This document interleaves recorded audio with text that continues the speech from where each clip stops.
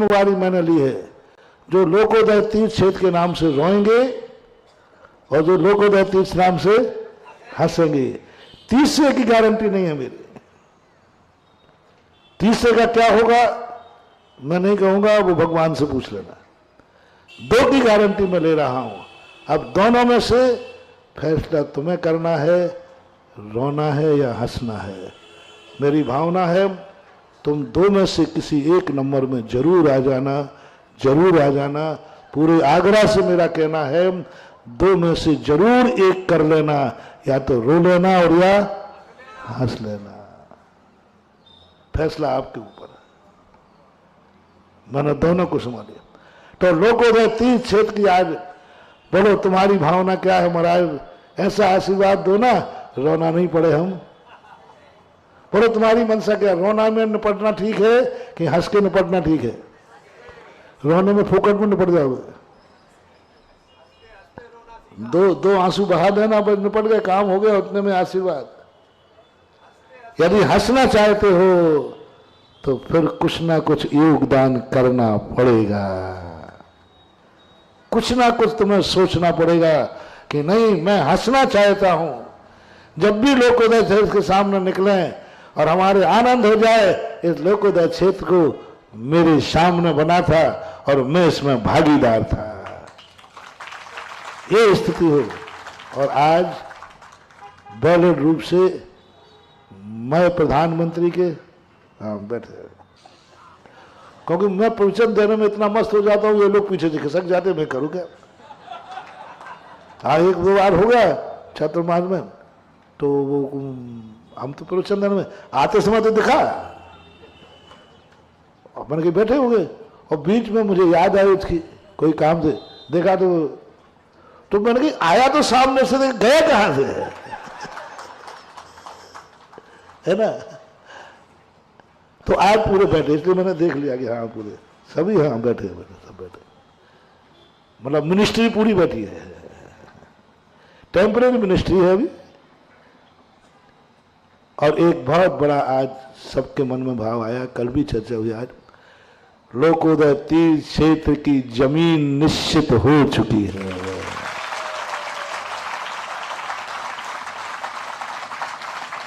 Live का समय निकल गया हो तो थोड़ा सा और बढ़ा दें। निश्चित हो चुकी है, स्थान निश्चित हो गया, और बहुत कम से कम अच्छी 20-25 से ऊपर जमीन की स्थिति बन गई है। एक बीघा आगे बढ़ती जाएगी।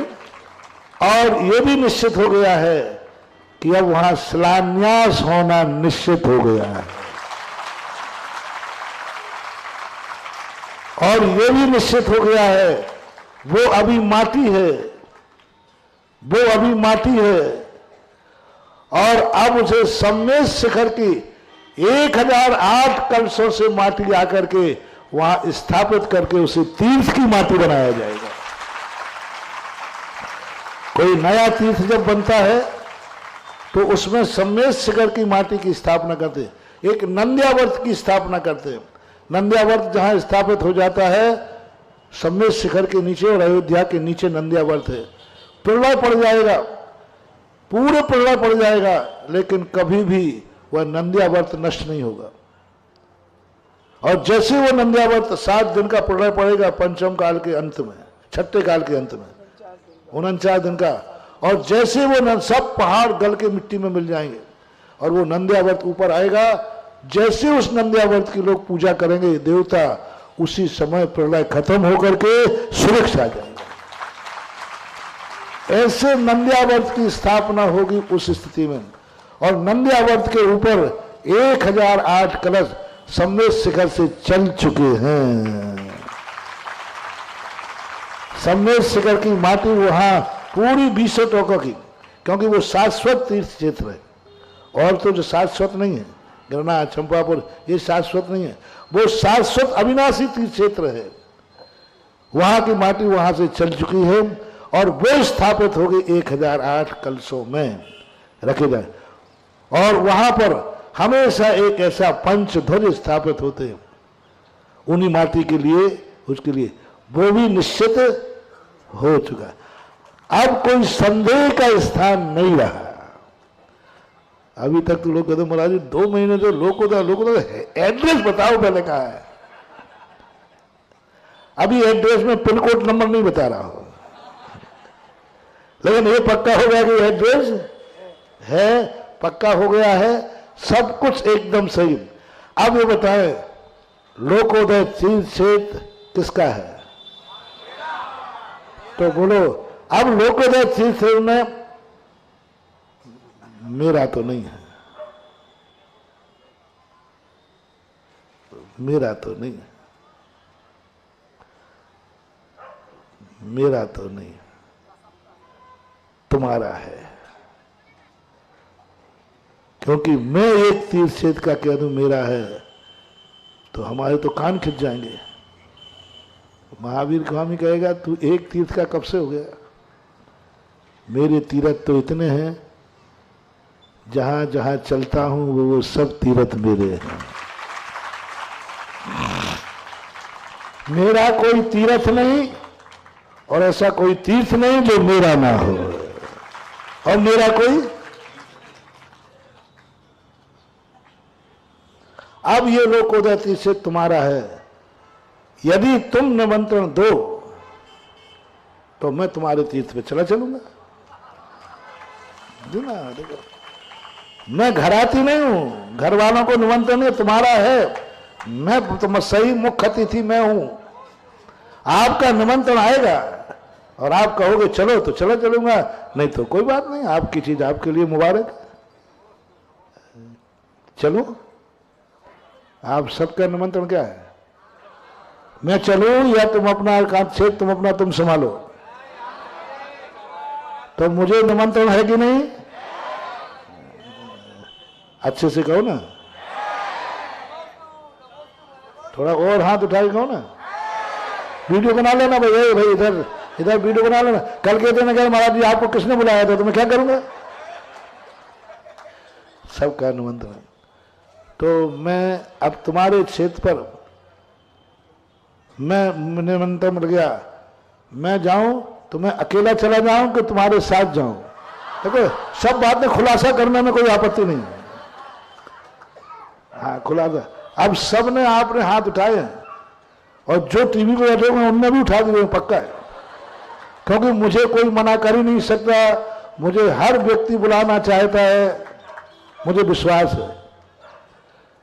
अब मैं अकेला जाऊं या तुम्हारे साथ जाऊं? अब एक बार हाथ उठाओ ना। तुम्हारे साथ जाऊं तो पहले मैं पहुंचूं कि तुम्हारे बाद में पहुंचूं या साथ में पहुंचे? है नहीं, आगे तो चलूंगा, पहले मैं पहुंच जाऊं बाद में तुम आना, कि साथ साथ चलूं? जोर से बोलो ना। अतः जितने दिन मैं रहूं तुम उतने दिन रहोगे। मान लो मैं जिंदगी भर वही रहा तो अरे सब खुला खुला हो जाना तो भाई, बाद में भाग भूगाना ठीक अच्छा नहीं रहता।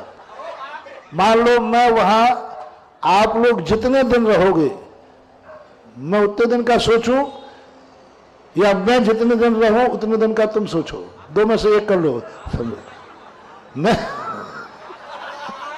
मैं जितने दिन रहूं उतने दिन तुम रहोगे, नहीं बीच में घर में आ जाना, लेकिन जितने दिन मैं रहूं उसमें 24 घंटे में एक बार तुम्हें हाजिरी जरूर देना है। चलो उतने तो समझौता करता हूं। तो रात में तो यहां भेजनी पड़ेगा, वहां क्या करेंगे? रामचंद्र जी यही तो घबरा गए थे कि मैं दो का इंतजाम नहीं कर पाऊंगा, जंगल में ये सारी अयोध्या चल रही है। तो वो तो हो जाएगा। बोलो मैं वहां चलूं तो तुम्हारी वहां उपस्थिति होगी कि नहीं? अच्छा जितने दिन रहो उतने दिन रहोगे? शर्त मैंने बता दी, आपको घर आ जाना। जितने दिन मैं वहां रहूं 24 घंटे में एक बार वहां तुम्हें आना, वही तुम्हारी उपस्थिति मानी जाएगी। अब बोलो कितने दिन रहो? एक दिन, जितना कह दोगे हम, हमारे पास वैसे ही टाइम नहीं है। बोलो क्या, जितने कम करोगे उतने ही अच्छा। बोलो एक दिन में लौटाओ, 2 दिन में, 3 दिन में, 4 दिन में, हफ्ते भर में, जीवन भर?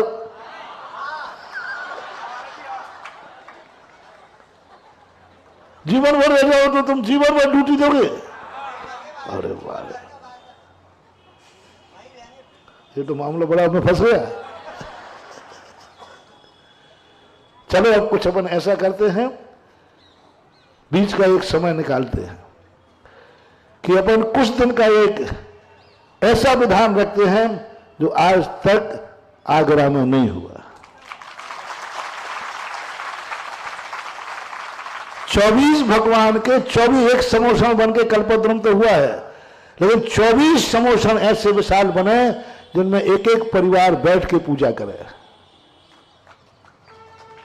एक एक परिवार बैठ के, एक एक परिवार का एक एक समोषण हो और 24 समोषण वहां बना करके 24 भगवानों की पूजा।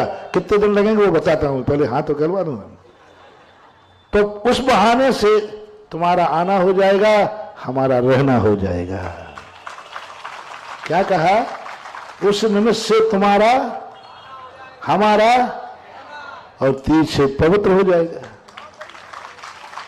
माटी पवित्र हो जाएगी। तो कम से कम एक हफ्ते का समय अपन निकाल, कल्पद्रुम पुनरुद्धान जल्दी, कम से कम 7 दिन भी हो सकते हैं, वो प्रतिष्ठाचार्य थे। अब बोलो, यदि वहां विधान होता है तो वो सुबह होना चाहिए या दोपहर में? कम बोल रहे, थोड़ा मरे हुए से कम बोल रहे। सुबह, सुबह ठंड लगे, कोहरा रहता है तुम्हारे यहाँ है? सुबह चल जाएगा, 6 बजे पहुंच जाओगे।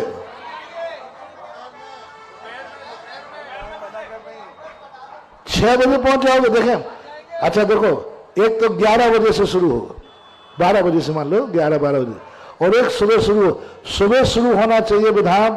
कितने लोग हाथ उठा रहे? सुबह वाले। अच्छा, दोपहर में होना चाहिए, इसके समर्थन में कितने हैं? अरे वाह, दोपहर वाले ज्यादा है। तुमने क्यों दोपहर के लिए उठाया? अरे रोटी पानी तो ये देंगे कि नहीं बुलाएंगे तो रोटी पानी तुम्हारा वहीं रहेगा। भोजन व्यवस्था की चिंता मत करो, भोजन व्यवस्था तो ये, और आगरा खिलाने में तो माहिर है, सारे दुनिया को फेल कर दिया। आगरा में तो अब जिसको भी कभी आगरा के नाम खाने पे आए ना तो वो 3 दिन से भूखा आएगा, क्योंकि खिलाते ही ऐसे माल। और जो कंपनी चातुर्मास में खिलाई वही कंपनी आ गई तो फिर तो घर में नहीं बनाओगे, फिर तो घर में नहीं बनाओगे ना। हाँ, नहीं बनाना घर में।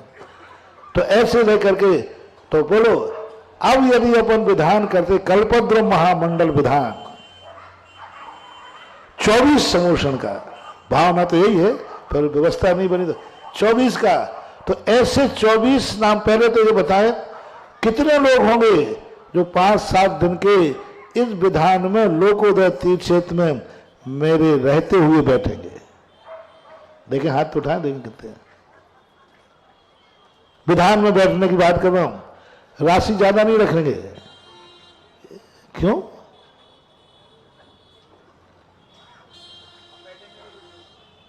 कितने लोग बैठेंगे? देखें, हाथ तो उठाएं। विधान में ये कह रहे हैं, अब जमाना देखो, फार्म भर रहे हैं अभी।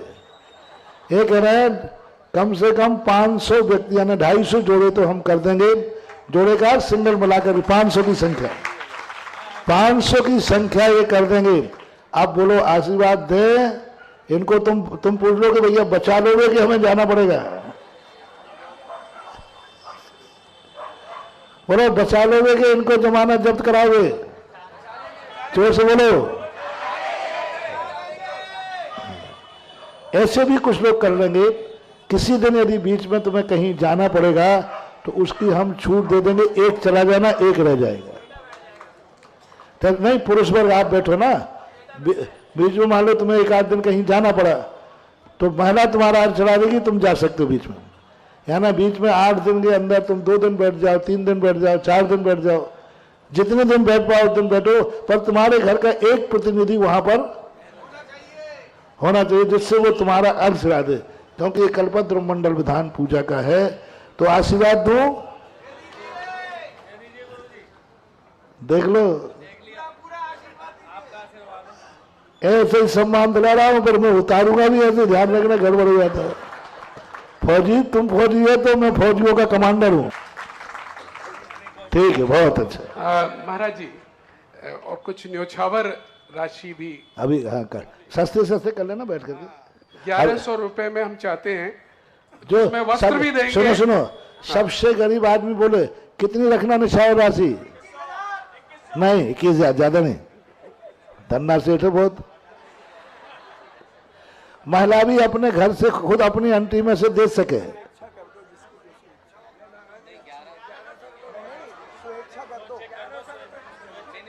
आज नहीं, 1100 मेरे ख्याल से ठीक है। बाकी जो इंद्र बनेंगे वो ऊपर बनेंगे। हाँ, हाँ, 1100 कर दें, और फिर भी वो भी नहीं है तो शेख शाह से जितना देना हो दे देना।